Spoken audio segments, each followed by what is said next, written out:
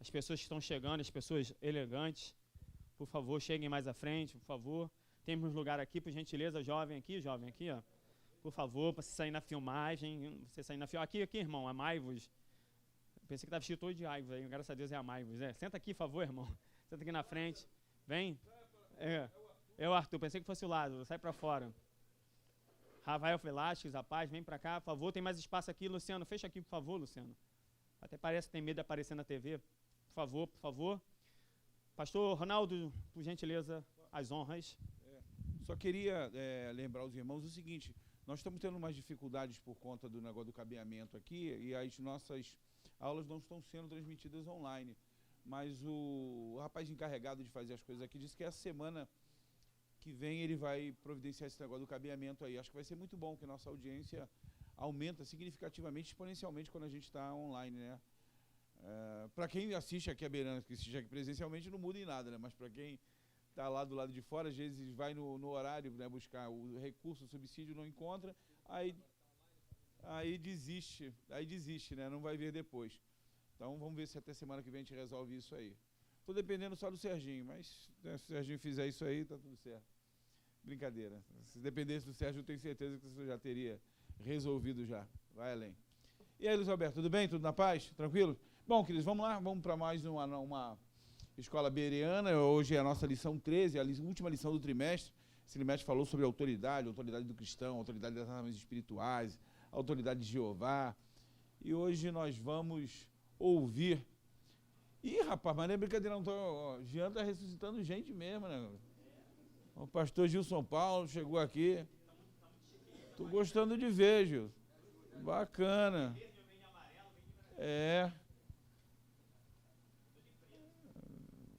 Precisando de... Vamos lá. Bom, queridos, então vamos receber com entusiasmo, com alegria no coração. Com alegria no coração, né? Esse negócio não vem receber a pessoa com tristeza, constrangida, não. Vem com alegria no coração. Nosso pastor, um professor excepcional, que vai estar com a gente aqui nessa noite, pastor Jean Douglas, Deus o abençoe. Recebido com alegria. Meu Jesus, glória a Deus. Peculiaridade da autoridade. Boa noite. A paz de Cristo a todos. Quero primeiramente agradecer, né, a oportunidade que me foi concedida de estar aqui nessa noite, mais uma vez. Agradecer nosso pastor aqui, Ronaldo, né, e todo o grupo de doutores aí, né, Alex. Pergunta?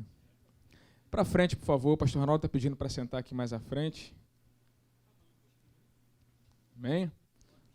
Ainda bem que eu não faço isso, não. Glória a Deus. Quero agradecer aqui a oportunidade que me foi concedida mais uma vez pelo pastor Ronaldo, pastor Eliseu, os demais irmãos aí, que são amigos. Eu já tive aqui algumas vezes, né?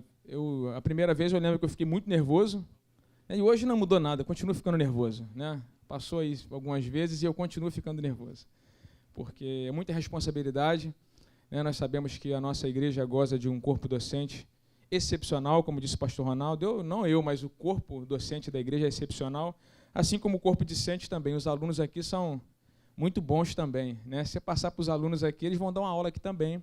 A nossa igreja é a igreja da palavra. Acredito que os irmãos estão aqui nessa noite porque tem sede da palavra, né? Tem desejo de aprender a palavra, de ouvir a palavra, senão você não viria a um trabalho como esse aqui, na Escola Bereana, que é para quem gosta da palavra mesmo, gosta de aprender. Então fica aqui minha gratidão também por você que veio, que está aqui nessa noite, que Deus abençoe a sua vida. Nós vamos estar falando sobre a lição de número 13,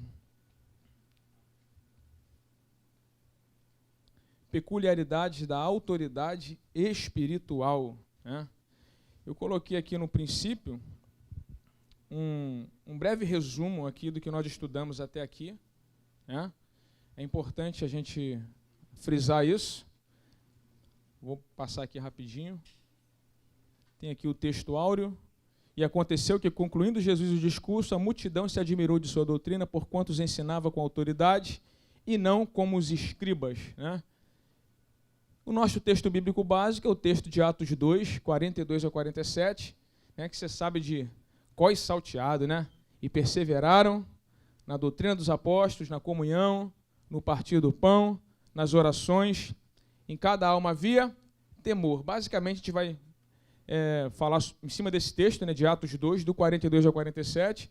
Nós temos outros textos em Atos, né, que estão em consonância com esse, mas esse é o principal da lição que a gente vai trabalhar.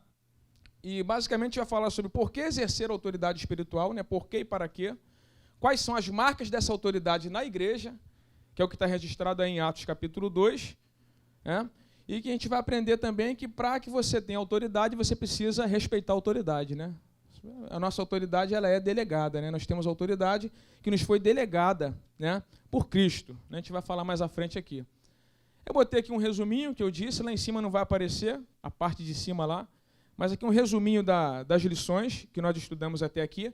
A primeira lição, que foi Fundamentos da Autoridade, foi uma lição mais teórica, né? Definição de autoridade, né? Sobre quais as funções da autoridade, foi uma lição mais teórica.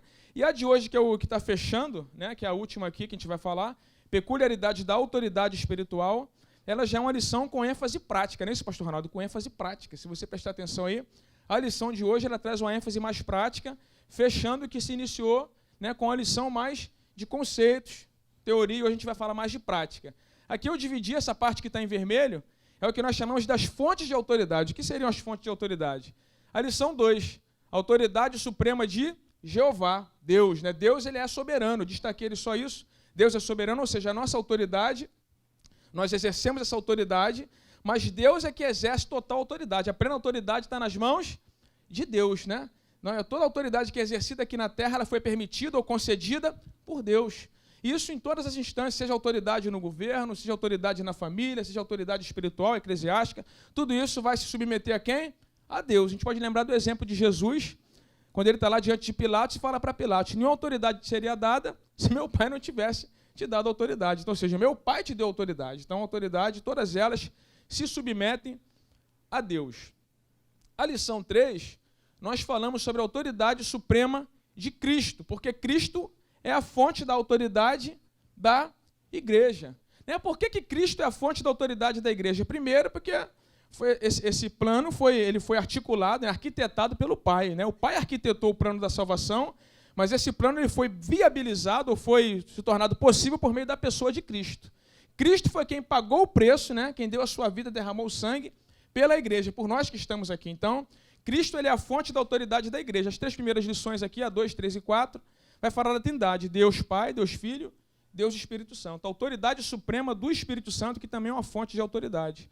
O Espírito Santo é a fonte de autoridade das Escrituras. Então Deus planejou, né, o Filho executou e o Espírito Santo é que aplica essa obra na nossa vida por meio da palavra. A autoridade suprema das Escrituras. As Escrituras são a nossa regra de fé e prática. Você vai perceber que o autor aqui ele divide, né, a autoridade das Escrituras e a autoridade suprema do Evangelho. Quando nós falamos de autoridade das Escrituras, estamos falando de toda a Bíblia Sagrada. Amém? Toda a Bíblia, né? Autoridade das Escrituras, a Bíblia, de Gênesis a Apocalipse, autoridade suprema das Escrituras. O nosso manual, regra de fé e prática, é a Bíblia. Paulo escrevendo a Timóteo, 2 Timóteo capítulo 3, versículo 16, ele diz que toda a Escritura ela é divinamente inspirada. Então, já é muito interessante falar. Hoje existem algumas pessoas que, por exemplo, acreditam que só a veracidade ou só serve para a gente as instruções relativas ao Novo Testamento, não é? E dizem, não, o Antigo Testamento foi para os judeus, não tem nada a ver com a gente, mas quando quer as bênçãos lá do Salmo 23, né? Quando quer as coisas que, né? Do Salmo 91, favorece, né? A parte aí, que favorece, nós aceitamos. A parte que favorece e aceita, né? Complicado isso. A parte que não favorece, a pessoa rechaça, é isso mesmo. Então, a autoridade suprema das Escrituras, a regra de fé e prática, eu me lembrei, sabe de quem? Daquele irmão. Você falou agora, aquele irmão, a Bíblia Responderá, você lembra? Quem lembra desse programa, né? Que tinha na TV? Essa da época não. Que é isso, rapaz? Hoje é Eliseu, né? Não é da minha época, né?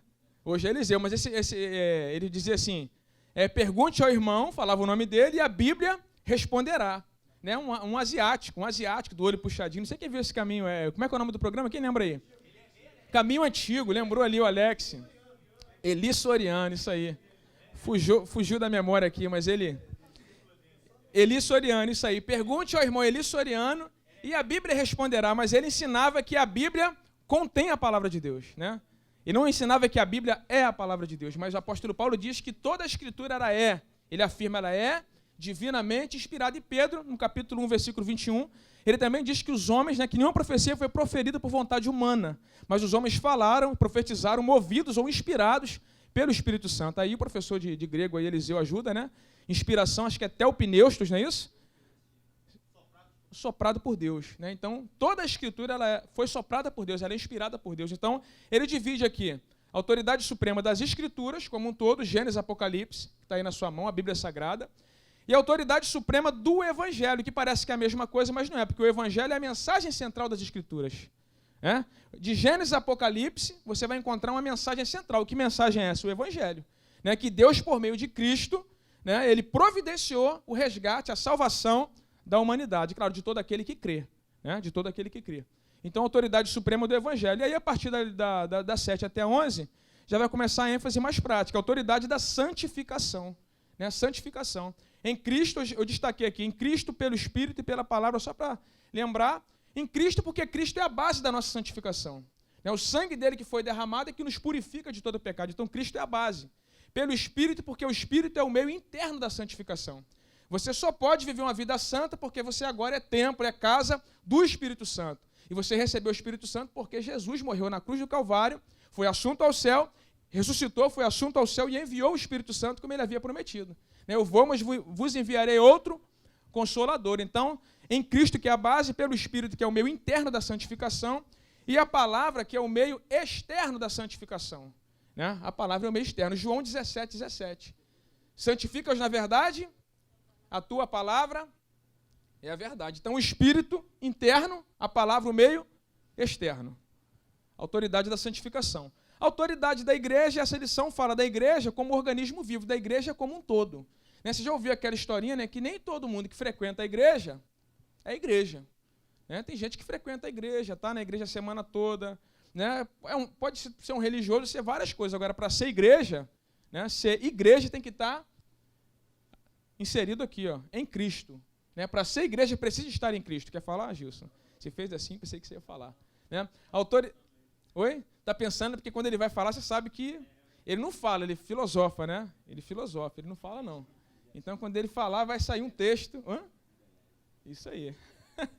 Então, a autoridade da igreja. A igreja aqui, essa lição fala da igreja como organismo vivo. Então, ou seja, não a igreja visível, mas a igreja invisível. Né? A igreja invisível. A autoridade do fruto do Espírito, que aponta para o caráter de Cristo, que é reconstruído em nós pela pessoa do Espírito Santo. Gálatas 5, 22. O fruto do Espírito é o quê? Amor, alegria, paz, longanimidade, benignidade, bondade, fé, mansidão, temperança. Então, fruto fala do caráter.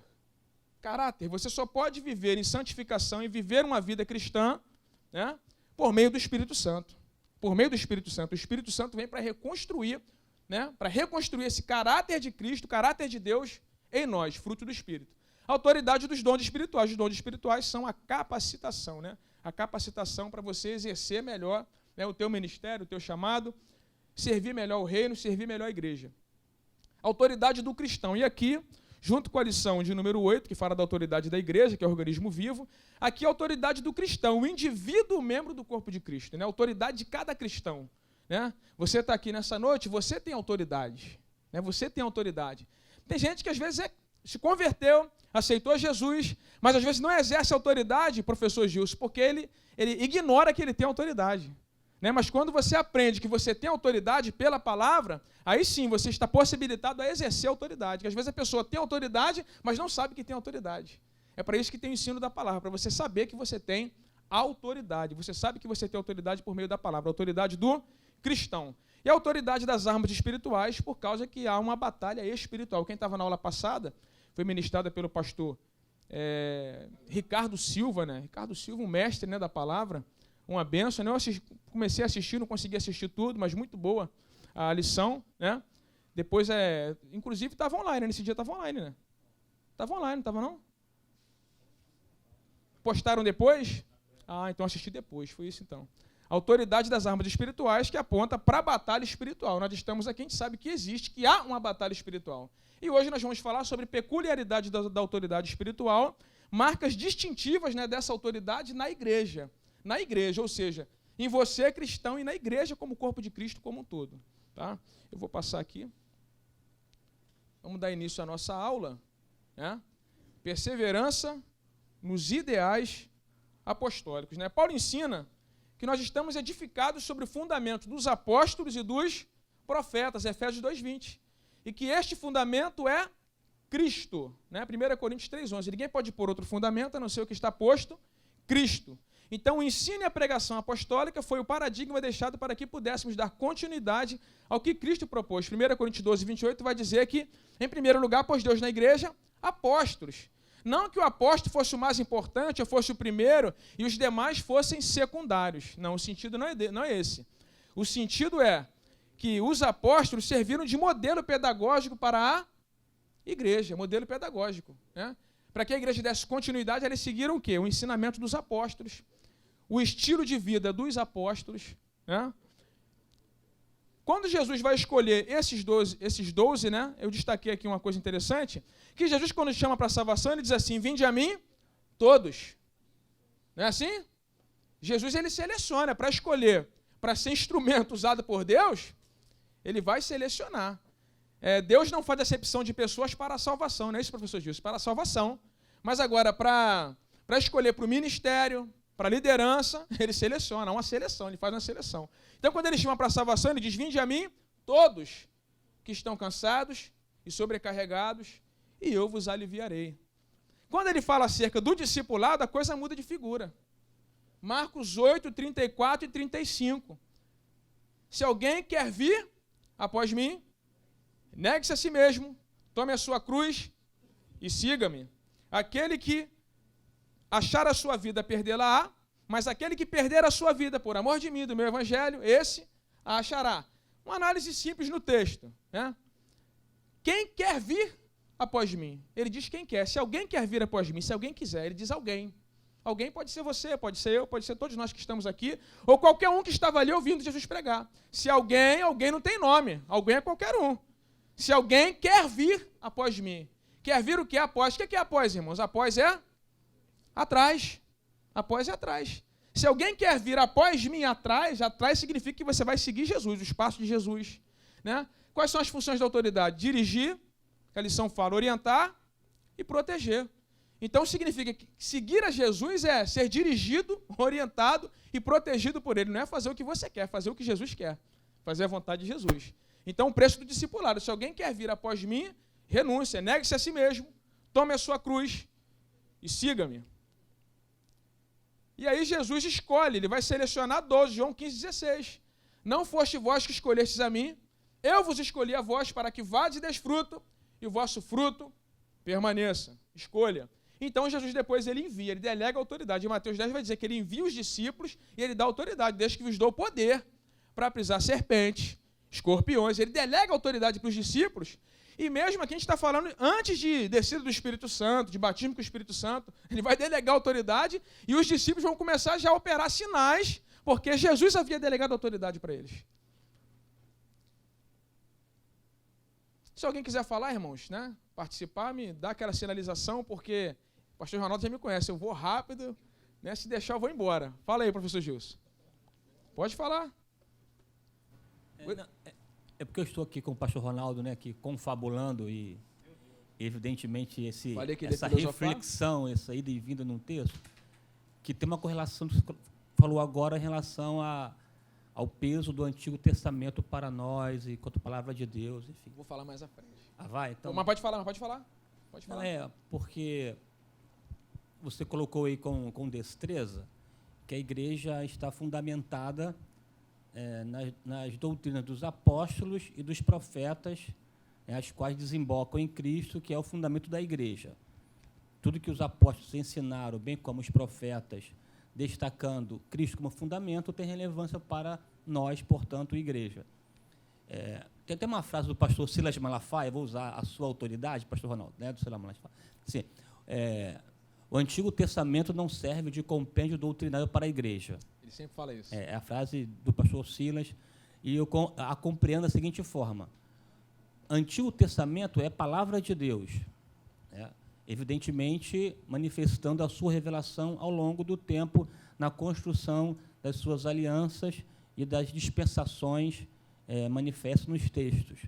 O Antigo Testamento tem relevância para nós nos dias de hoje se os seus ensinamentos tiverem ecos no Novo Testamento.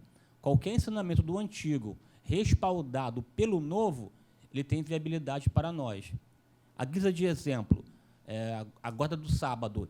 O sábado é bíblico, está na Bíblia. Você tem como criar uma teologia sabatista e mostrar que como existe, né? Todavia, tal doutrina não se aplica à igreja porque ela está circunscrita à antiga aliança.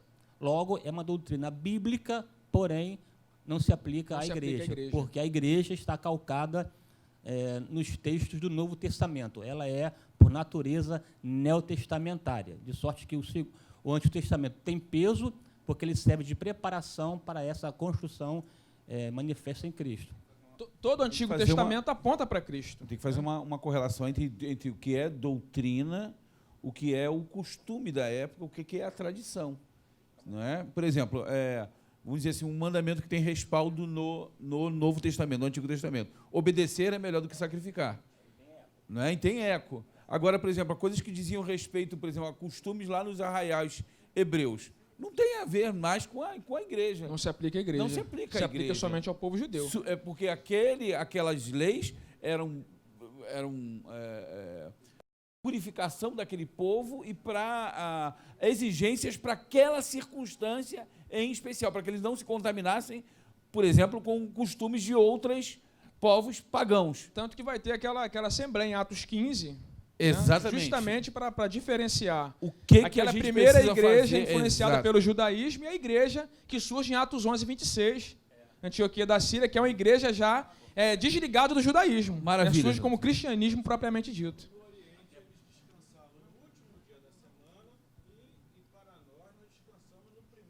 Que é o domingo. Que é o domingo, isso. Okay. O descanso. Né? Com certeza. Vai falar também, Eliseu? Os mestres agora vão falar. Rapaz. A questão por detrás do Antigo Testamento, como um testamento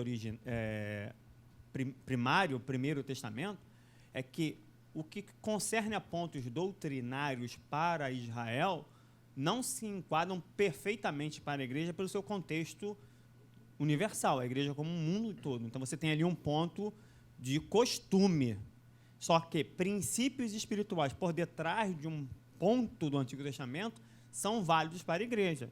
Paulo vai falar em Colossenses, um guarda-sábado, outro diz que todos os dias são santos, não só o sábado. Então, o princípio do sábado, o princípio, não o sábado como doutrina, mas o princípio do sábado era a adoração. Adoração.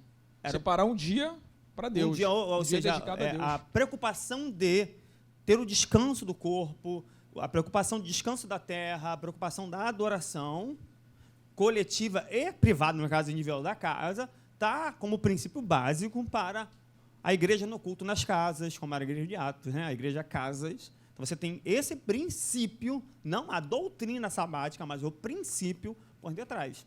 Lembrando que, inclusive, o exílio babilônico está ligado aos 490 anos de monarquia sem observar os anos sabáticos. Com certeza. Você tem um princípio espiritual por detrás. As 70 semanas, não é isso? 70 anos e 490 anos, isso aí. Isso aí. Lembrando aqui, só para finalizar aqui, o raciocínio do Eliseu e do Gilson, né? O Antigo Testamento, a relevância do Antigo Testamento também, Paulo fala em 1 Coríntios 10, 11, que serve para exemplo, né? Para exemplo. Romanos 15, 4, para o nosso ensino, né? Isso aí, ensino, consolação, isso aí. Quem é? A paz do Senhor Jesus para a igreja. A maneira que o pastor colocou ali está muito bem colocado e eu concordo, e eu penso sempre assim. Lá no Antigo Testamento, nós vemos a profecia falando: eu vou tirar as leis da tábua de pedra e colocar na tábua do coração. Jesus ele vem ensinando muito isso. Aí vem doutrina, já não é lei, é doutrina. Jesus ele ensinando que aquilo tudo que era ensinado lá atrás, as pessoas tinham que viver aquilo de dentro para fora, uma religião não mais daquele jeito, mas uma prática espiritual que tinha que ser de dentro para fora. E o sábado, dízimo e aquelas coisas todas que estavam lá, o cristão ele tem que ter a mente de Cristo e pensar diferente daquelas pessoas que faziam aquilo porque estava escrito na tábua de pedra. O cristão ele tem que viver a fé como o apóstolo Paulo ensina.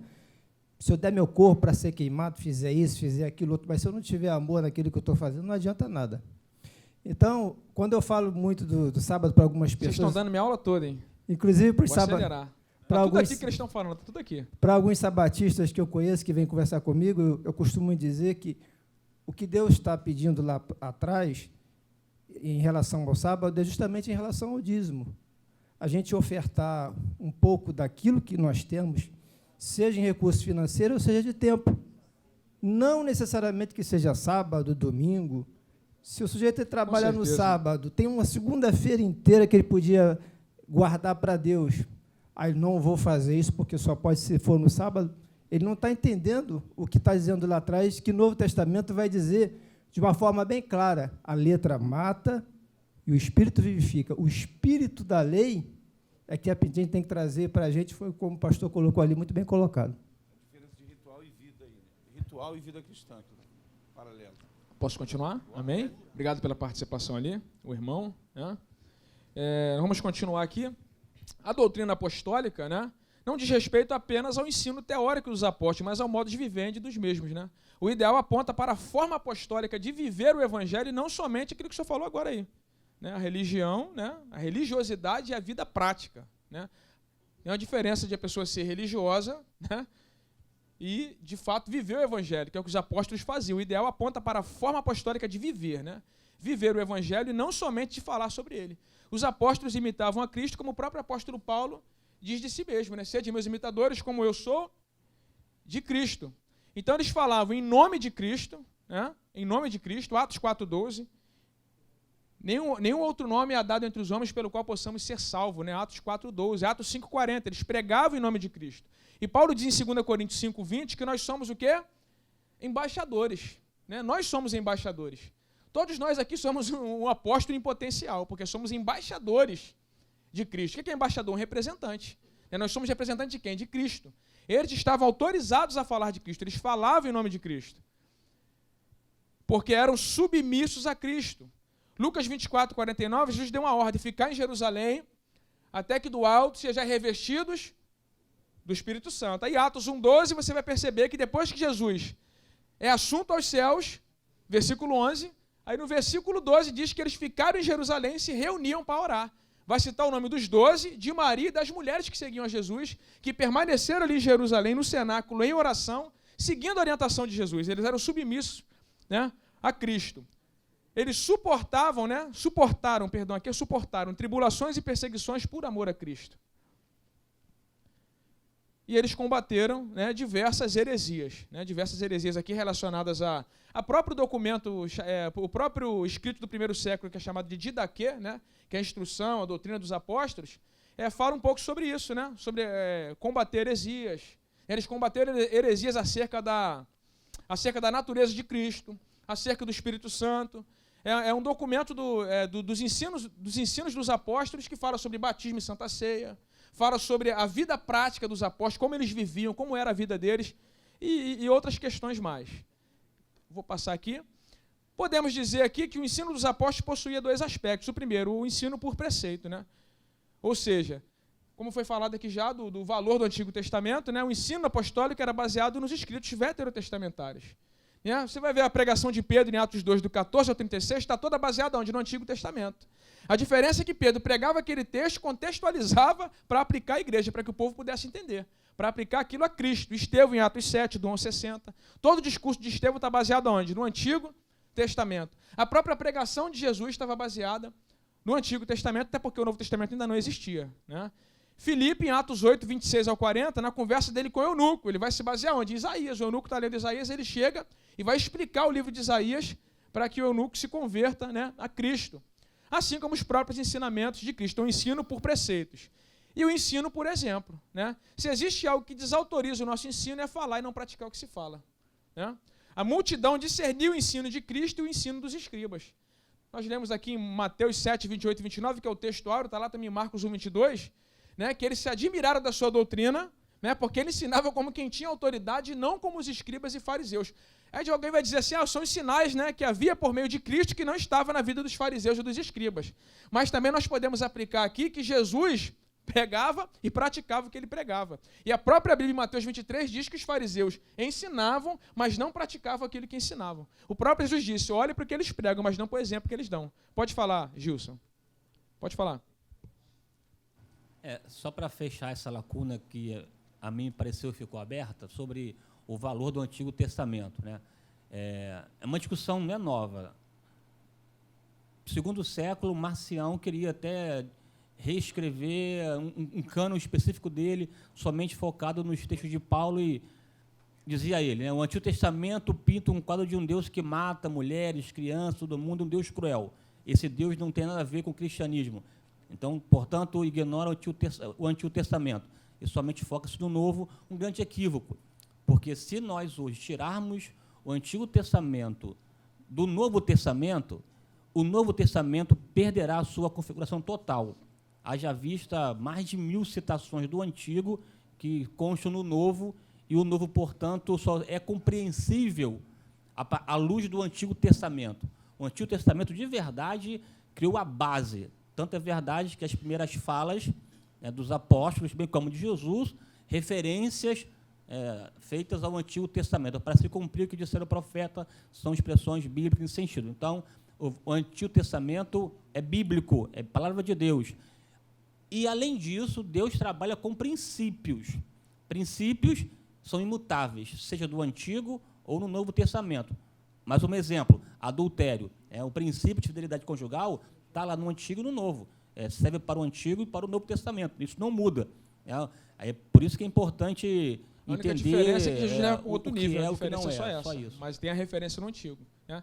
O Antigo Testamento, todo ele aponta para Jesus, né? Como o Evangelho, a gente já falou isso aqui, manifesta Jesus. O tempo todo aponta o Novo Testamento, quando fala. Jesus cita Deuteronômio, isso, ele aponta para o Antigo. Isso Salmos, Isaías, então... A gente costuma dizer que o Novo Testamento ele tá também no Antigo, né? Ele tá implícito no Antigo, assim como o Novo explica o Antigo, né? Um completa o outro. Pode falar?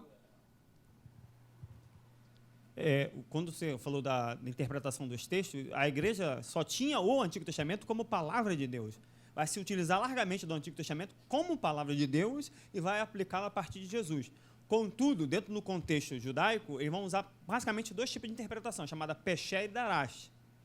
Pesher é pegar o texto e aplicar o texto para a pessoa de Cristo. E Darash é pegar qualquer passagem, mesmo que não seja profética, e aplicar o texto. Quer dizer, interessante. Quando Mateus diz, do Egito chamei meu filho, ele cita Oséias, que aparentemente é um texto narrativo, mas ele usa a parte narrativa como profética para Jesus. Então, você tem métodos de interpretação bíblica judaicas que eles vão utilizar largamente para fazer isso aplicar a Jesus. Vamos lá. Depois disso, vou passar aqui. Vamos lá. Eu só dei o nome. Coloquei algumas frases aqui, né, sobre a importância de você praticar. Né, o que você faz fala tão alto que não consigo escutar o que você diz. É importante, a prática do Evangelho, não somente ensinar a teoria. Tem gente que fala muito bem da teoria, né? Prega muito bem, ensina muito bem, tem muito conteúdo, mas quando você olha para a vida do sujeito, né? Então, como eu coloquei ali anteriormente, uma das principais coisas que desautoriza o nosso ensinamento, ou que vai desautorizar você lá na sua classe de escola dominical, é você falar uma coisa e fazer outra. Ouvir e praticar. Isso aí. Dar o exemplo é a melhor maneira de influenciar os outros, né? Não é a melhor, é a única, né? A palavra convence, o exemplo arrasta, é um provérbio antigo. Jesus disse, porque eu vos dei o exemplo para que, como eu vos fiz, façai vós também. João 13, 15. Né? O testemunho padrão pela pregação. Né? Os apóstolos pregavam a Cristo. Né? Tanto a igreja composta, em sua maioria, por judeus, que vai de Atos, capítulo 1, até ali o capítulo 9, né? Mais ou menos, até a conversão de Saulo na estrada para Damasco, quanto a igreja gentílica que surge em Atos 11, 26, vai dizer que em Antioquia da Síria, pela primeira vez, os discípulos foram chamados de cristãos. É a primeira vez que a igreja emerge separada do judaísmo, né? Como uma igreja cristã, né? Associada a Cristo, separada do judaísmo. Então, ambas mantinham Cristo como tema central de suas pregações. Atos 11, 20 vai dizer que eles chegaram em Antioquia da Síria pregando o Senhor Jesus. Então eles pregavam sobre Cristo. Enfatizavam a morte, a ressurreição de Jesus, né? O cerne da mensagem era a morte e ressurreição de Jesus. Está em Atos 2, 23 ao 36, no discurso de Pedro. Não só o discurso de Pedro, mas o de Estevão, dos demais apóstolos ali, diáconos. Você vai perceber que eles dão a ênfase na pessoa de Jesus, na obra realizada por Jesus, ou seja, sua morte, sua ressurreição, e também na promessa de Jesus de voltar para buscar a igreja. Essa era a ênfase, né? A pregação apostólica também era corroborada pelos sinais.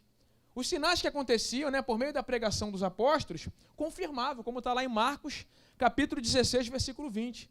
Diz que eles pregavam e Jesus confirmava a pregação dos apóstolos como? Com os sinais que se seguiam. Né? Atos 2, 43, Atos 3, do 6 ao 8, que fala daquele homem, né, paralítico, né, entrada na porta chamada Formosa do templo. Né? Hebreus 2, 3 e 4 também vai falar sobre isso, que os sinais foram para testificar, né, que Jesus havia enviado os apóstolos, e o testemunho apostólico ele era autêntico, né? Atos 14, 18 ao 20. O texto vai dizer que João, né, Pedro e João, eles foram presos por pregar a Jesus, por pregar o evangelho. Então eles vão perceber que não há crime contra eles e vão soltá-los, e Pedro vai dizer, não podemos deixar de falar daquilo que temos visto e ouvido. Então ninguém pode falar de Jesus se não conhece Jesus. O testemunho só é autêntico se a pessoa de fato teve um encontro com Jesus. Então Pedro, ele vai dizer, não podemos deixar de falar daquilo que temos visto e ouvido, porque de fato ele andou com Jesus. Né? Ele recebeu os ensinamentos diretamente de Cristo. Estes fatores fizeram com que os primeiros cristãos se voltassem para os apóstolos e os reconhecessem como líderes da igreja primitiva, né? Atos 2,42, perseveravam na doutrina dos apóstolos. Perseverar aí tem um sentido ativo, né? Ou seja, todos os dias, né, constantemente, eles ouviam o ensino apostólico e tinham desejo por ouvir o ensino apostólico. Né? Tinham desejo por ouvir a palavra, por aprender a palavra. Hoje tem muita gente que não tem desejo mais de aprender a palavra. Né? Não tem mais desejo de ouvir a palavra, de aprender a palavra. Troca a palavra por qualquer manifestação, por qualquer culto diferenciado.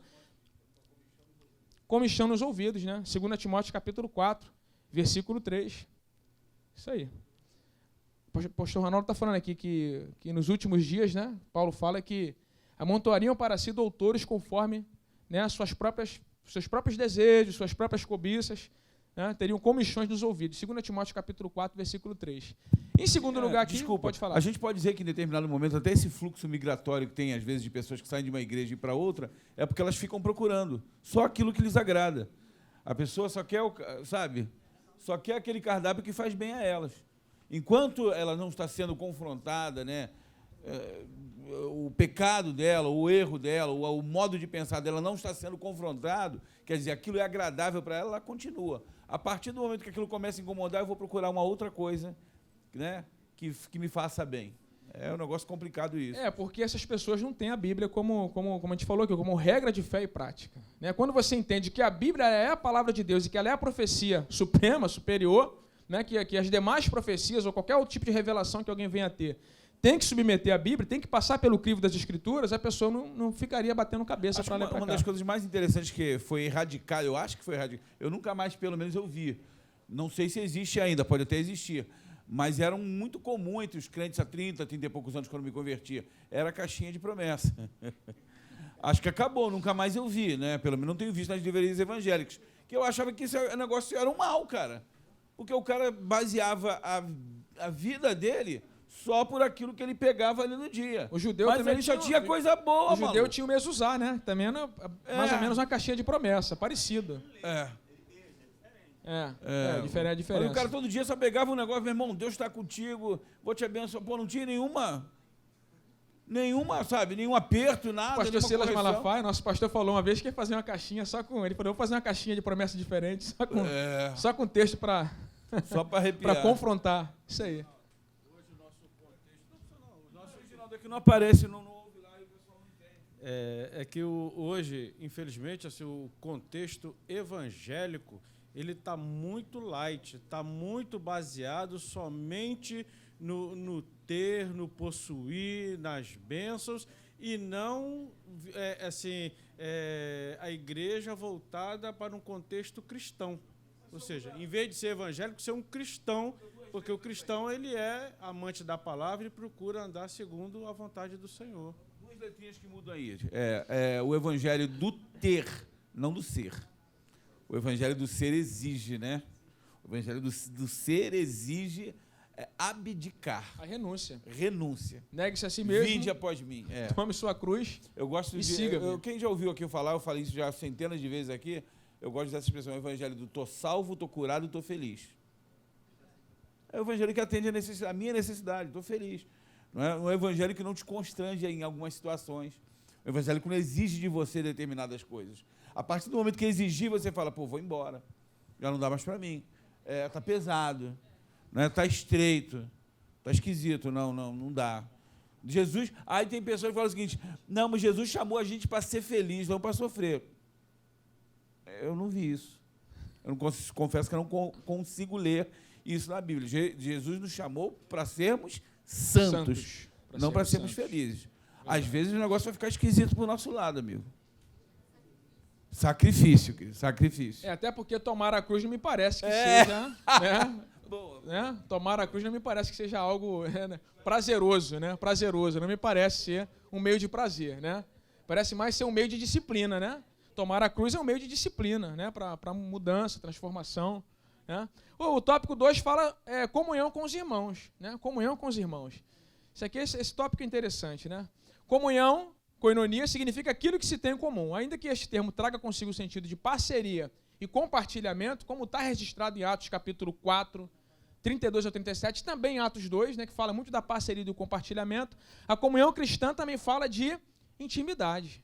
Né? Fala de um profundo relacionamento com Cristo, um profundo relacionamento com os irmãos em Cristo. O nosso pastor Silas também sempre fala isso. Tem gente que tem profundo relacionamento com quem não está em Cristo, mas não tem nenhum profundo relacionamento com alguém que está em Cristo como ele, com alguém que professa a mesma fé que ele. Tem muita gente assim, e quando você passa a dirigir a igreja, você vê muito isso, né? Você começa a ver mais. Né? Quando você está mais de fora, você não vê tanto, mas quando você está de frente, você vê mais, você percebe isso mais claramente. Né? A comunhão fala da identificação do cristão com Cristo e com os outros crentes. Né? Porque a nossa comunhão ela tem um sentido vertical e tem um sentido horizontal. Né? Seu relacionamento com Cristo, seu relacionamento com os irmãos. Amém? Não é isso? Relacionamento com Cristo, vertical. Relacionamento com os irmãos, horizontal. 1 João 4,20, né? 4, 19 e 20. Nós o amamos porque ele nos amou primeiro. Como alguém pode dizer que ama a Deus a quem não vê, se não ama seu irmão a quem está vendo? Né? Então, como a ti mesmo. Mesmo sentido. Está falando da vertical e da horizontal. Ou seja, a horizontal aqui é um reflexo de como realmente está o seu relacionamento com Cristo. Vai refletir. Eu posso dizer que estou muito bem aqui na vertical, mas a horizontal vai revelar se eu estou bem ou não. Nas minhas relações, né, na igreja. E a koinonia, a comunhão, fala justamente disso. Não é só a comunhão de dividir, de compartilhar, vai além disso. Né, o partir do pão é uma referência à mesa do Senhor e à comunhão propriamente dita. Né, aquela refeição, né, dos judeus, chamada de comunhão.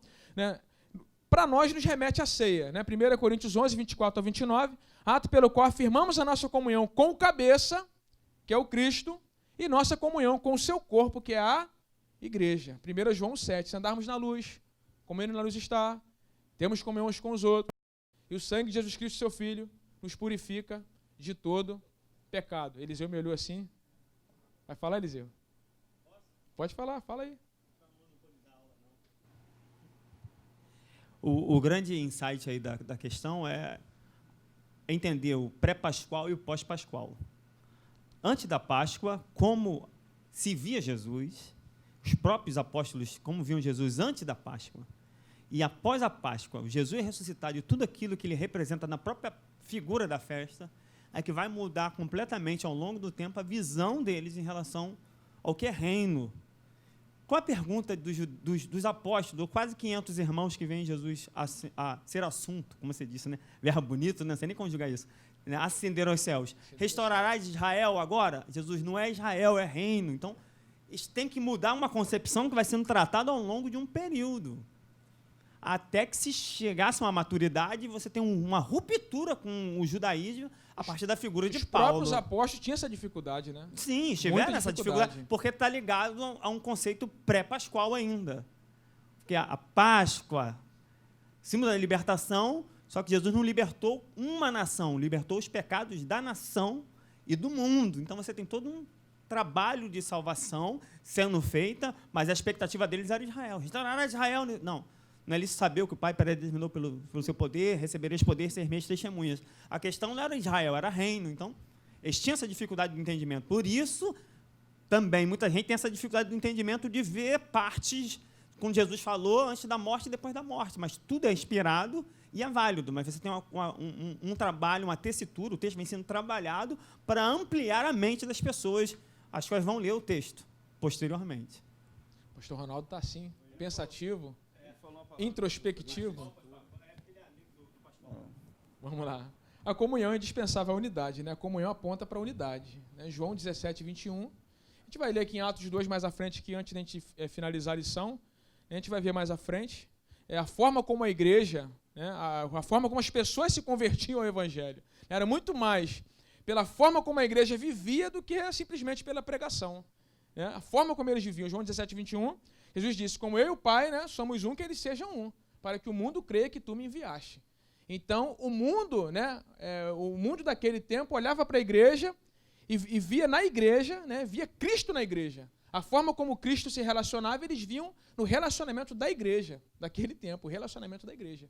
E isso falava muito mais alto do que a própria pregação, né? Terceiro, apetite pela oração, né? Perseverar na comunhão, na doutrina dos apóstolos, na comunhão, no partir do pão e nas orações. A oração era praticada constantemente pela igreja primitiva. O texto vai dizer que se reuniam todos os dias no templo, todos os dias, né? Fala comigo, todos os dias. Todos os dias no templo. Tem pessoa que, né? Não, pastor, eu vim na igreja na quarta. Né? Senti sua falta na sexta-feira. Não, mas eu vim na quarta. Semana passada eu vim no domingo, né? A pessoa fala, ele acha que, não, fui na igreja uma vez por semana, tá bom. Né? Não tem aquele desejo de estar na igreja, né? De estar em comunhão, né? De estar participando da reunião de oração. Falta isso.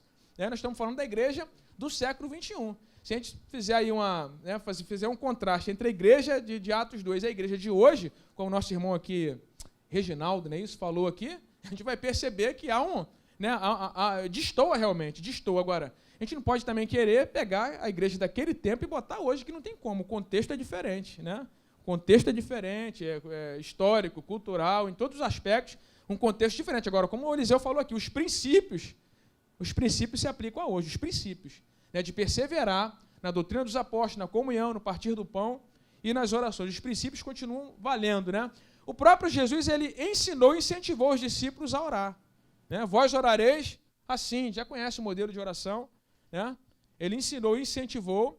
O próprio Jesus orava constantemente. Meu irmão, se Jesus orava, imagina você e eu, né? Jesus se retirava para o monte para orar. Jesus precisava, né, da orientação do Pai, como ser humano, ele precisava. Aí você imagina você e eu, quanto nós precisamos da direção, da orientação e da proteção do Pai na nossa vida. Quanto nós precisamos? Muito mais do que ele, professor Gilson, muito mais. Né? Meu cabidal de conhecimento, do pastor Gilson, dos demais irmãos, meu irmão, não são nada sem isso aqui. Sem isso aqui, ó, você pode pregar uma palavra, pastor Ronaldo, uma palavra teologicamente bem preparada, tudo certinho, sem nenhum erro, sem nenhuma falha. Mas se não tiver isso aqui, meu filho, oração, se não tiver ação do Espírito Santo, não tem conversão de almas. Né? Porque a palavra e o Espírito é junto. Né? A pessoa fala assim, a palavra tem poder, que só de você falar a palavra, sim, mas a ação do Espírito Santo. João 16, 8. O Espírito Santo convencerá o homem do pecado, da justiça e do juízo. Sem oração, meu filho, não vai. Sem oração, não funciona. Jesus orava constantemente. Né? Hebreus 5, do 7 ao 10. Eu não vou ficar lendo todos os textos, senão não dá tempo. Né? Não vai dar tempo. Orar é uma atitude de quê? De fé. Porque, em primeiro lugar, eu oro porque eu creio no poder da oração. O pastor Silas Malafaia sempre fala isso. Eu oro porque eu creio no poder da oração. A primeira questão é essa. Né? E é uma atitude de fé porque fé implica em obedecer, em praticar. Jesus mandou que eles ficassem, eles ficaram, eles oraram, eles clamaram até que o Espírito Santo viesse sobre eles. Eles obedeceram a orientação de Jesus. Então, orar é uma atitude de fé, né? De fé. E orar também indica dependência. A pessoa não ora porque não se sente dependente, professor Gilson. Né?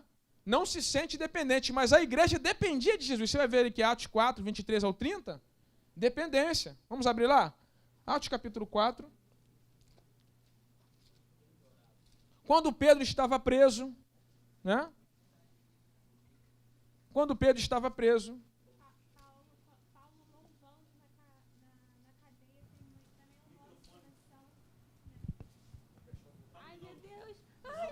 Milena, se não fala no microfone... Pode falar. Mas eu tenho coisa pra falar. Tem que falar aqui, Milena, no microfone. Botar aqui no ombro não pega, não. Então, eu acho que eu vou ler alguns versículos muito rápido, prometo, pastor Ronaldo, que acho que resume tudo que ele está falando até agora, que é 1 João 2, a partir do 3. E nisto sabemos que o conhecemos, se guardamos os seus mandamentos. Aquele que diz, eu conheço, e não guarda os seus mandamentos, é mentiroso, e nele não está a verdade. Mas qualquer que guarda a sua palavra, o amor de Deus está nele verdadeiramente aperfeiçoado. Nisto conhecemos que estamos nele. Aquele que diz que está nele também deve andar como ele andou. Irmão, não vos escrevo de mandamento novo. Ou seja, o Antigo Testamento ainda está, ainda está...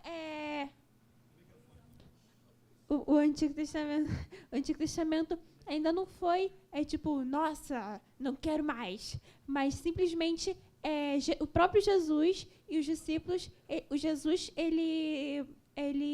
por exemplo, os 10 mandamentos. Jesus é os 10 mandamentos. Ele simplificou os 10 mandamentos em amar o próximo, e amar a Deus como acima de tudo, e amar o próximo como a ti mesmo.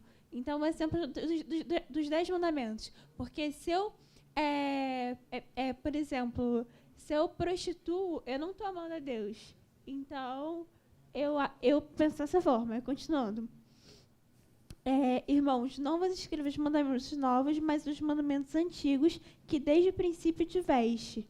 Ou seja, não é coisa antiga. Calma aí. Este mandamento antigo é a palavra que desde o princípio ouviste. Essa parte é muito forte para mim, porque este mandamento antigo, ou seja, antigo, é a palavra, e Jesus é a palavra, que diz lá em João 1, que ele é a palavra, que desde o princípio me levou a Gênesis, não sei porquê, mas me levou a Gênesis, que desde o princípio ouvistes. E um outro versículo também é Jesus. Sim, Milena, beleza. Deus te abençoe, glória a Deus. Eu não queria falar, viu? Louvado seja o nome do Senhor. Ela nem queria falar. Glória a Deus. Vamos lá. Orar também indica dependência, né? Pedro e João foram soltos, foram fazer o quê? Foram orar. A igreja foi orar. A igreja tinha um problema ali, orar. Dobrava o joelho e orar. Eu e você temos que fazer a mesma coisa, né? Temos que orar.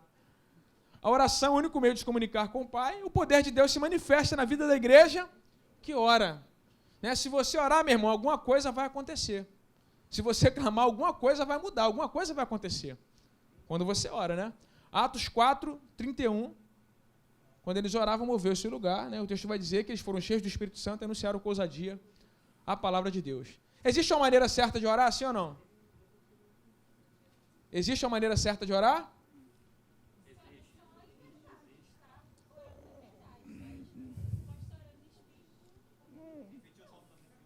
Repetiu o Salmo 91.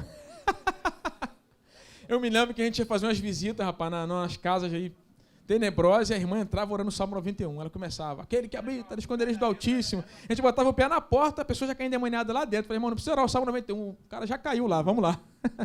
O cara caía lá dentro. Antes de orar o Salmo 91, alguém já manifestava. Era coisa de doido. Né? Tiago fala sobre a forma errada de orar. Né? Ele fala sobre a forma... Então, existe uma forma certa. Né? João fala sobre a forma certa de orar. 1 João 5, 14 e 15. Se orarmos segundo a sua vontade, ele nos ouve.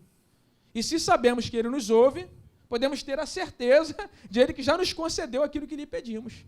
Né? João ele fala isso. Então, existe uma maneira certa de orar? Sim. Ele diz que é orar segundo a vontade de Deus. Orar segundo a vontade de Deus. É orar conforme Jesus nos ensinou a orar, nos deu o modelo de oração. Paulo diz que devemos ter apetite pela oração. Agora, é claro que ter vontade de orar, meu irmão, isso aí, você desenvolve o hábito com o tempo. Ninguém vai sentir uma vontade louca de orar, pastor Ronaldo, de primeira, né? Estou doido para orar, dá licença aqui, eu quero só orar, hoje eu quero só orar. Não. Uma vida de oração, ela é desenvolvida, ela é construída. Né? Você constrói uma vida de oração.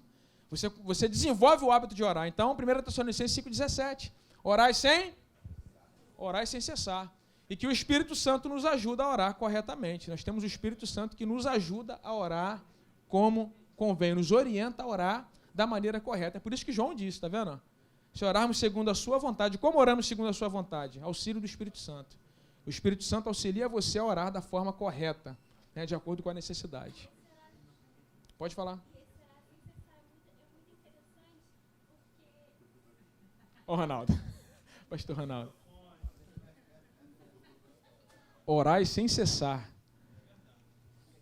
Pastor, e esse horário sem cessar é muito interessante, porque sem cessar é sem acabar, sem um término. Ou seja, às vezes a pessoa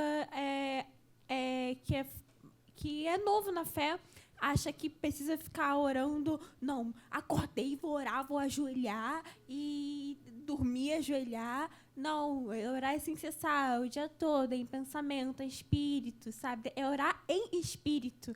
E, às vezes, cada pessoa tem uma... eu juro que eu vou terminar. Quer orar sem cessar, não é falar sem cessar.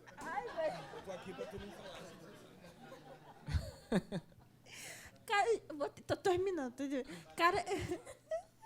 Cada pessoa tem uma rotina diferente. Então, a gente não pode rotular de que... colocar rótulos, né? De que se a pessoa não ora de joelhos à noite, a pessoa não é cristã, não é crente e não é cristã, sabe? Eu acho que Deus são do nosso coração. Isso tá, acho que em Salmos, né? Que eles são do nosso coração. É Salmos?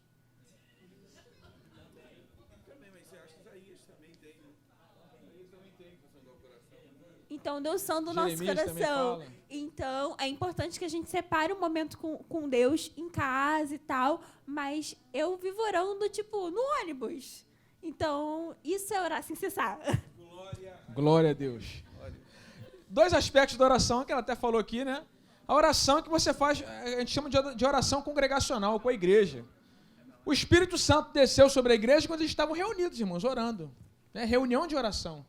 Hoje tem um movimento aí dos desigrejados, né? Não, você é crente em casa agora porque a igreja está cheia de problema, a igreja não presta, a igreja é o homem que manda na igreja, eu vou ficar em casa e vou ser crente em casa. Não.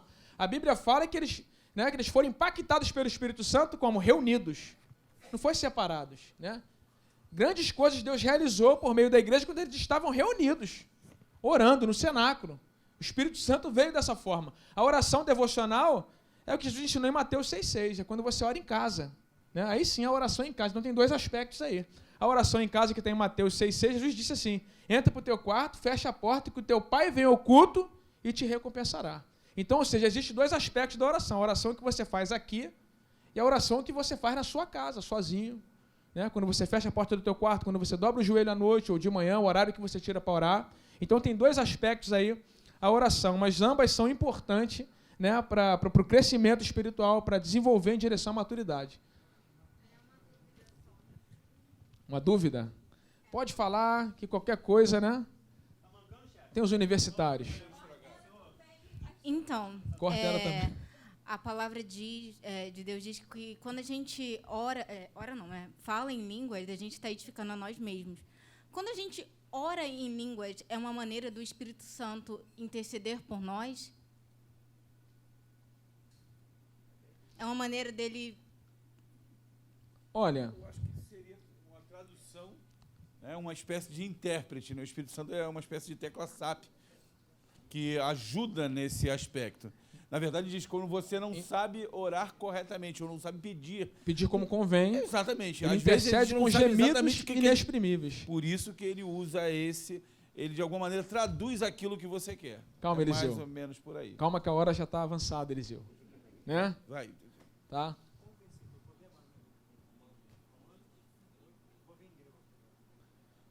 cultivo permanente do temor ao Senhor. Né? Temer a Deus é uma expressão que sintetiza a religião, isso no contexto do Antigo Testamento. Mas não apenas a religião teórica, cerimonial, mas a religião prática. Né? Salmo 100, não vou pegar todos, mas Salmo 128:1. Né? Bem-aventurado o homem que teme a Deus e anda nos seus caminhos, o verso 1. Você vê aí a vertical e a horizontal. Né? Que teme a Deus, vertical, e anda nos seus caminhos, horizontal. Um outro texto, Eclesiastes 12:13. Salomão ele diz que o fim de tudo é teme a Deus e guarda os seus mandamentos, porque esse é o dever de todo homem. Então, o temor ao Senhor, ele aparece no Antigo Testamento, esse conceito de temer a Deus, né, como uma forma sintética da religião judaica, e aparece no Novo, mas aqui na ação do Espírito Santo. Em cada alma havia temor. Por quê? O Espírito Santo, a ação do Espírito Santo. A gente vai falar mais aqui à frente. Em Atos 2, Lucas afirma que em cada alma havia temor.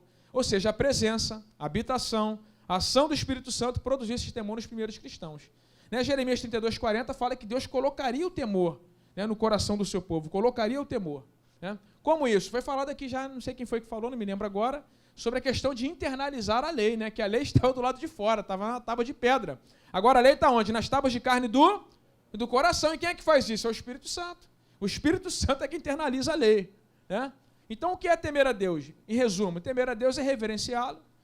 Não é ter medo de Deus, né? Aqui não é medo, é o temor de reverência, né? Reverenciar a Deus, Hebreus 12:28. O mesmo Deus que é amor, né? Vai dizer que ele é fogo consumidor. Temer a Deus é confiá-lo e reconhecê-lo como quem ele é. Reconhecer Deus como quem ele é. Isaías 43:13. Ainda antes que houvesse de eu sou, não há quem possa fazer ele escapar das minhas mãos, operando eu. O eu sou, o mesmo nome que ele se utiliza quando ele manda Moisés ir lá para Faraó e dizer, diga que o eu sou te enviou, fala para ele, o eu sou. Né? Então, temer a Deus é confiar e reconhecer, temer a Deus é obedecer a sua palavra. Então, o temor, ele tem um aspecto prático, a ênfase aqui é na prática. Né? A temer a Deus leva você a obedecer a Deus, a fazer a vontade de Deus, a seguir a orientação de Deus. Fonte da sabedoria. Temer ao Senhor é o princípio da sabedoria. Salmo 111:10, Provérbios 1:7. Se temer a Deus é ser sábio, não temer é o quê? É ser tolo. É o oposto. No Salmo 14:1, diz o nécio ou tolo no teu coração, não há Deus. Né? O tolo, o ateu, né? Ele diz que não há Deus, ele é tolo. É o Salmo 14:1. A tolice nos leva a inverter valores e, consequentemente, a viver uma vida carnal. O Gálatas 5:16-18, Paulo fala sobre isso, andar em espírito. E não cumprireis a vontade da carne, porque a carne luta contra o espírito contra a carne, para que não façais o que quereis, mas se sois guiados pelo espírito, não estais debaixo da lei. A tolice vai levar você a inverter os valores. Né? Mas a sabedoria não, a sabedoria vai te levar a fazer a vontade de Deus. Né? O cultivo do temor a Deus é consequência também da recepção do Espírito Santo e do relacionamento com Cristo, pois ele é a própria sabedoria. 1 Coríntios 1:24, Paulo diz que Cristo ele é o poder de Deus e Cristo é a sabedoria de Deus. Versículo 30, ele diz, ele foi feito por nós sabedoria, justiça, santificação e redenção. Então, se Cristo é tudo, ele é tudo. Vai falar, pastor Ronaldo? Você pegou o microfone e deu aquela... O cristão, não lembro de quem é a frase, mas eu coloquei, o cristão vive com reverência porque sabe que toda a terra é o templo do Deus vivente. Né? Hebreus 4:13. Né? Todas as coisas estão nuas e patentes diante dos olhos daquele a quem temos de prestar contas. Para onde você for, Deus está te vendo. Né? Para onde você for, Deus vê você. Não tem como se esconder de Deus. Né? Como diz o autor do Salmo 139. Né? Se eu subir, o Senhor me vê. Se eu descer ao abismo, o Senhor lá está também. Para onde me irei do teu espírito? Não tem para onde fugir. Espírito solidário, que é o ponto 5. Já estou quase... Estou indo aqui por causa da hora, que a hora já foi, né? Já é 8h40, a hora foi rápido hoje. O pessoal participou, né, bastante. Espírito solidário. Né? A solidariedade é marca identitária daqueles que se preocupam com os outros, né? Que está lá em Atos 4:32-35. O amor de Deus contagiou os discípulos e estes fizeram a diferença. Pois Jesus disse que esta era a marca distintiva de um discípulo. A marca de um discípulo de Cristo não são os talentos, né? A capacidade de pregar, os dons espirituais. Jesus disse que a marca é o amor. João 13:34-35. Um novo mandamento vos dou, que vós ameis uns aos outros como eu os amei, porque nisto sois conhecidos como meus discípulos. Então a tua marca tem que ser o amor. Este comportamento resultou da descida do Espírito Santo e do revestimento de poder experimentado por eles. Né? Atos 2 vai dizer que o Espírito vê eles falar em línguas. E qual é o resultado? 42 a 47, o texto que nós lemos. Eles perseveraram na doutrina dos apóstolos, na comunhão, no partir do pão, nas orações. Aí eu vou te fazer uma pergunta. Você está cheio do Espírito Santo? Quem está cheio do Espírito Santo aí? Você está cheio? Então fala para o teu irmão, se a sua resposta é sim, você está cheio de amor. Fala para ele, você está cheio de amor. Está cheio de amor. Romanos 5,5, Paulo diz que a esperança não traz confusão porque o amor de Deus está derramado no nosso coração pelo Espírito Santo que foi dado. Uma coisa que eu não consigo entender é que a pessoa nasce de novo, né? Nasceu de novo, se encontrou com Cristo e nasceu de novo, automaticamente ele tem amor pelos irmãos, amor pelos perdidos, ele tem desejo de crescer, né? No conhecimento de Cristo, de crescer na palavra, de crescer espiritualmente. E aí a pessoa é batizada com o Espírito Santo, a tendência é que ele ame mais, pastor Ronaldo. A tendência é que se ele amava, ele vai amar mais. Se ele evangelizava, ele vai evangelizar mais. Não é assim? É o que deveria acontecer. Hoje a gente não vê muito isso. Né? A gente vê, hoje a gente vê por aí uns movimentos doidos, né? As pessoas dizem que estão cheios do poder de Deus, mas não tem isso aqui, que é o que revela que ele é cristão, amor. Pô, alguém citou aqui nessa noite, não lembro quem, 1 Coríntios 13, do 1 ao 3, quando Paulo diz, ainda que eu falasse a língua dos homens, a língua dos anjos, sem amor, eu seria como metal que soa, como sino que tine, mesmo que eu tivesse todo o conhecimento, mesmo que eu tivesse fé que transportasse os montes, sem amor, ele diz, eu nada seria. Mesmo que eu entregasse o meu corpo para ser queimado em favor de alguém, mesmo que eu desse todos os meus bens para os pobres, sem amor, de nada me aproveitarei. Então Paulo diz que o cerne é o amor. Se você nasceu de novo, meu irmão, você vai manifestar amor. Se você foi batizado com o Espírito Santo, você vai manifestar mais amor. Mais amor. Hã? Exercido em amor. Autoridade exercida em amor. Amém? A igreja tinha consciência da interdependência do corpo, que Paulo explica lá em 1 Coríntios 12, 14 ao 26. Né? Consciência da interdependência. Né? Eu dependo de você, você depende de mim. Você lembrou do hino, né, Gilson? Você é crente antigo, lembrou logo. Como é que é o hino?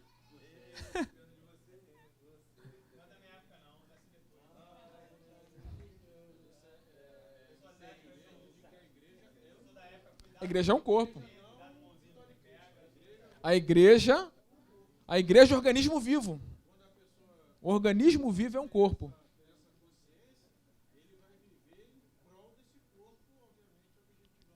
Por isso a igreja vivia dessa forma, né? Tinha consciência da interdependência. Um depende do outro. Ninguém faz nada sozinho. Nosso pastor fala isso aqui sempre. É, lembrou de Ananias e Safira. Foi ótimo. Como é que é o nome dela? Milena. Bíblia, segundo Milena, né? A igreja demonstrava generosidade, altruísmo, né? Generosidade. A igreja era liberal, né? Altruísmo, se colocar a necessidade do outro acima da sua. Empatia, se colocar no lugar do outro, né? Compaixão, sentir o que o outro sente. Vocês ainda se lembram como é que é isso, irmão? Né? Ter compaixão pelo outro, né? Generosidade, altruísmo, empatia, compaixão. Tudo isso aqui Jesus fazia, a igreja primitiva fazia. A igreja primitiva vivia isso, generosidade, altruísmo, empatia, compaixão e outros adjetivos mais que poderiam ser acrescentados aqui, né? Nós poderíamos acrescentar intrepidez para evangelização, né? Depois de receberem o revestimento de poder, os discípulos nunca mais foram os mesmos, né? Infelizmente, o que nós mais temos visto, né, nos últimos tempos aí, é gente que diz que recebeu muito poder, mas continua sendo a mesma coisa, não mudou, né? A vida da pessoa não mudou, né? A sua prática de vida não mudou, o evangelho que ele vivia não mudou, continua vivendo um evangelho sem vida, um evangelho frio, sem amor, sem prática de vida cristã de fato, sem viver o evangelho de fato. É o que nós temos visto hoje, né? Então, depois do revestimento de poder, os discípulos nunca mais foram os mesmos. A timidez, o medo, a ignorância foram substituídos pelo amor, pelo poder e pelo conhecimento de Deus, né? Ousadia no falar de Cristo. Ele vai dizer na revista que a condição social não é obstáculo para que sejamos um instrumento poderoso nas mãos do Senhor, né? A condição social.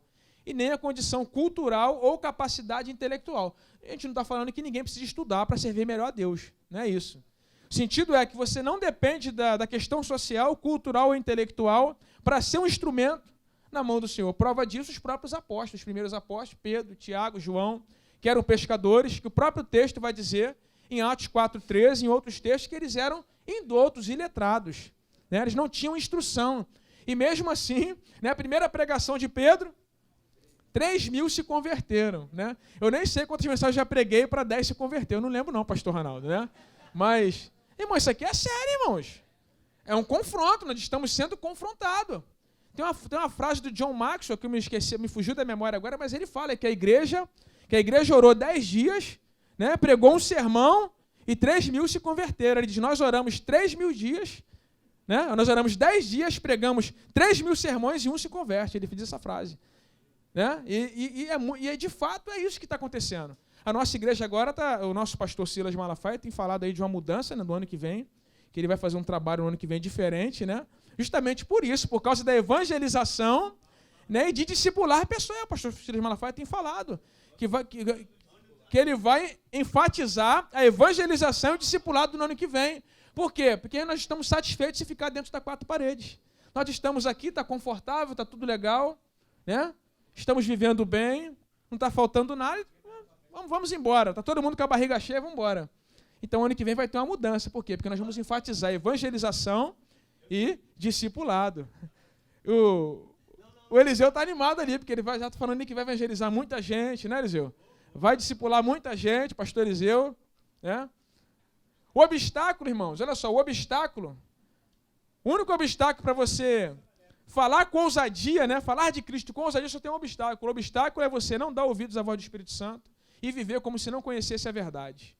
Ou seja, não orar, não ler a Bíblia, não buscar o poder do Espírito Santo, não participar das reuniões na igreja, né, e permanecer do mesmo jeito. É isso aqui que vai impedir você de testemunhar com poder, é isso. Porque a pessoa vem para uma aula como essa, vem para uma aula dominical como a de domingo, ouve a palavra, sai e continua do mesmo jeito, professor Gilson. Esse que é o problema. Se você ouvir, meu irmão, entender e praticar, alguma coisa na sua vida, no seu ministério, na sua casa, vai ser mudada, e alguma coisa na vida dos seus alunos lá na classe de EBD também vai ser mudada, por causa da sua atitude. Você pode dizer amém? Amém. A lição de hoje é prática, irmãos. Ela é menos, né, mais prática. Os crentes da igreja primitiva possuíam graça e autoridade, de maneira que muitos eram salvos apenas pelo poder de atração que estes exerciam por onde passavam. E muitas vezes sem abrir a boca. Né? Atos 2,47 diz que a igreja caía, pastor Ronaldo, na graça do povo. Né? A igreja caía na graça. Sem pregar, sem abrir a boca. Sem abrir a boca. Né? Você testemunha às vezes sem abrir a boca, só pela tua prática de vida, pelo cristianismo que você vive. Pessoas veem o teu testemunho, veem a tua forma de viver o evangelho, e é isso aí que causa impacto na vida das pessoas, vidas transformadas. E não muito conhecimento teórico, isso aí não vai impactar ninguém. O que vai impactar as vidas é a tua vida transformada. Você transformada que vai impactar vidas. Amém? Já estou quase terminando. A igreja perseverava na doutrina, na comunhão, no partir do pão, nas orações, no temor e na evangelização. Isso significa que a igreja era dirigida, orientada e protegida por Cristo. Daí o seu sucesso. Como igreja da pós-modernidade, precisamos perseverar nos mesmos princípios e marcar nossa geração. Assim como a igreja primitiva marcou o seu tempo. A coisa melhor que tem, meu irmão, é você daqui a um tempo se encontrar com os teus alunos da escola dominical, né? E eles chegarem para você e falar assim, poxa, professor Ronaldo, né? Pô, marcou minha vida. Nas aulas que eu tive com ele, marcou a minha vida. As aulas que eu tive com o professor Gilson, marcaram a minha vida. As aulas que eu tive com o professor A, com o professor B, marcaram. Você não precisa ser um professor excepcional, não precisa. Você só precisa fazer isso que nós ministramos aqui nessa noite. Se você fizer isso aqui, você vai fazer a diferença e a sua classe vai ter um impacto, né, dessa diferença que você vai fazer, que Deus vai fazer através da sua vida.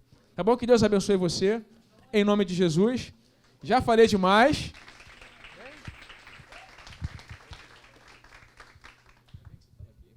Que isso. Nem precisava. Podia ter assistido de casa. Não gosto não. Sempre que ela está rindo. Vamos finalizar então a escola bereana. A incumbência que o pastor Ronaldo me deu aqui. Ao final, nós temos lá atrás Free 0800 0800. chocolate. Pode pegar ele e beber. Quem quiser contribuir para a permanência do café chocolate, sinta-se à vontade. Quem quiser contribuir para... É a letra do Vaninho? Obrigado, chefe. Eu quase cometi um pecado, falar que a letra era feia, mas pensei que era sua, fiquei calado. Vaninho. Difícil de entender isso aqui. Do Vaninho. É porque eu não fiz, eu fiz hebraico, mas eu não fiz perchita, aerógrafo, não dá para entender não. Quem quiser contribuir o café, fica à vontade, contribua. Quem quiser contribuir com apostila, temos ela aí. Quem quiser, tá, não entendi. Se você quiser contribuir para o café, agora que eu entendi.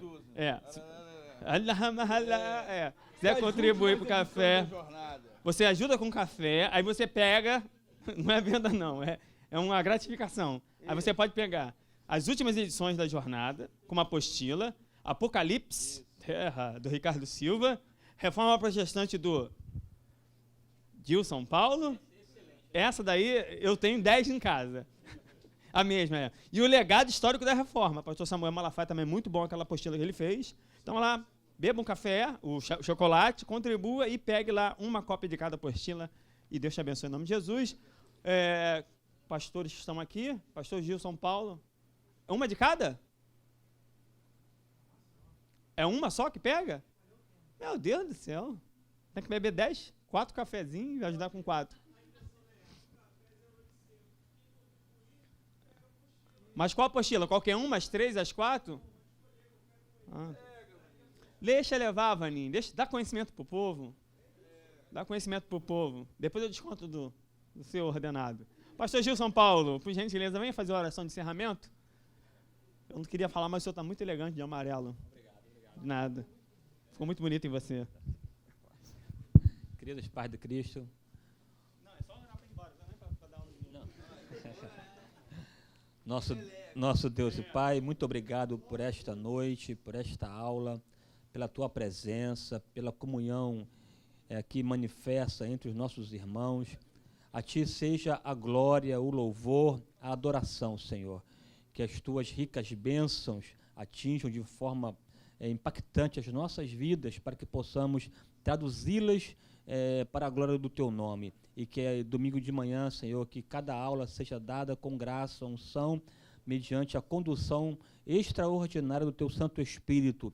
Seja conosco, nos abençoando, em nome de Jesus. Amém.